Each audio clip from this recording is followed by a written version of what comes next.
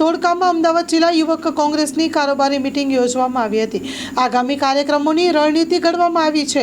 એબીવીપીના કાર્યકરો યુવક કોંગ્રેસમાં જોડાયા હતા।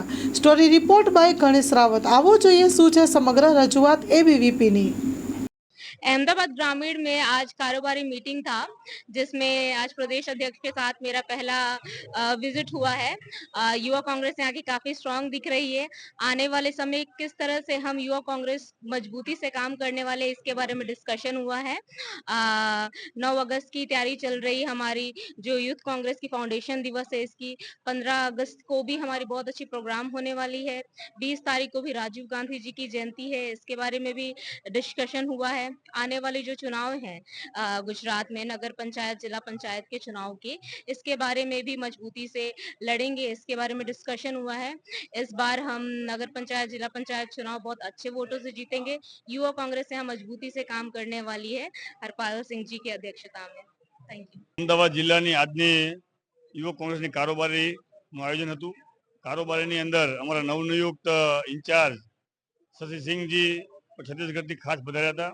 ત્યારે આવતી 9મી તારીખ, 15મી ઓગસ્ટ અને 20મી ઓગસ્ટ આ 3 પ્રોગ્રામો અહીંયા નક્કી કરવામાં આપણે આવ્યા છે। ત્યારે એની વિસ્તૃત ચર્ચા થઈ છે। અને બીજો ખાસ મુદ્દો કે સમગ્ર ગુજરાતની અંદર आज वालीओने सौथी जो मोटी कोई चिंता हो तो ड्रग्स की चिंता है कि पोताना छोकराओ क्या आपणे ड्रग्सना रवाड़े चढ़े नहीं।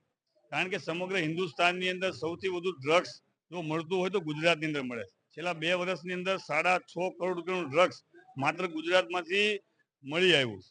અને આજ અમદાવાદ હોય, સુરત હોય, બરોડા હોય, મહાનગરપાલિકાની અંદર કોલેજની બહાર ચાની કીટલી ઉપર, પાનના ગલ્લા ઉપર જે રીતે ડ્રગ્સનું વેચાણ થાય તો આ ગુજરાતને કઈ દિશામાં લઈ જવા માંગે છે, તો એની જાગૃતિનું કામ આવતા દિવસોમાં યુથ કોંગ્રેસ સમગ્ર ગુજરાતની કોલેજ હોય, પબ્લિક પ્લેસ હોય અથવા જ્યાં ટ્યુશન ક્લાસીસ ચાલતા હોય આ બધી જગ્યા ઉપર જઈ અને યુથ કોંગ્રેસના મિત્રો તમામ યુવાઓને જાગૃત કરવાનું કામ કરશે કે હવે હિન્દુ મુસ્લિમની રાજનીતિમાંથી નીકળો, મંદિર મસ્જિદને આ બધું ભાગલા પડવાની રાજનીતિ જે રહે એ બહુ જૂની થઈ ગઈ છે।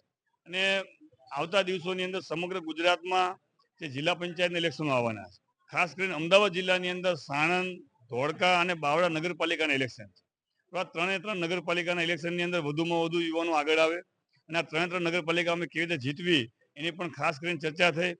અને અમદાવાદ જિલ્લામાં ક્યાંય પણ સંગઠનના જે બધા પદો ખાલી હોય પણ પદો પૂર્ણ કરવાના છે। અને આજ એબીવીપીના મિત્રો પણ ખૂબ મોટી સંખ્યાની અંદર યુથ કોંગ્રેસની અંદર જોઈન થયા છે, એનું પણ અમે લોકોએ સ્વાગત કર્યું।